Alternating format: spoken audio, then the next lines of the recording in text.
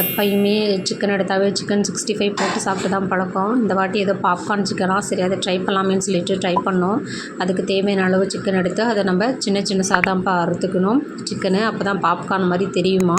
அதுக்கப்புறம் அதில் நம்ம தயிர், இஞ்சி பூண்டு பேஸ்ட்டு, வெங்காயச்சாறு இதில் சேர்த்துக்கிறோம். அது கொஞ்சம் நல்லாயிருக்கும். அதுக்கப்புறம் மிளகாத்தூள், கரம் மசாலா, தனியாத்தூள், மிளகுத்தூள், கஸ்தூரி மேத்தி, அதுக்கப்புறம் பார்த்திங்களன்னா தேவையான அளவு உப்பு சேர்த்து நல்லா நம்ம பிசைஞ்சு வச்சுக்கணும்.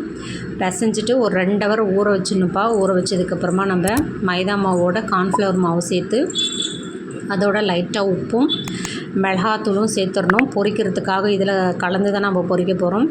நல்லா கலக்கி விட்டுட்டு தேவைப்பட்டால் இதில் நம்ம கஸ்தூரி மேத்தி சேர்த்துக்கலாம். டேஸ்ட் நல்லாவே இருக்கும் கஸ்தூரி மேத்தி நம்ம பொரிக்கிற ஐட்டம்ஸுக்கு சேர்த்துனா.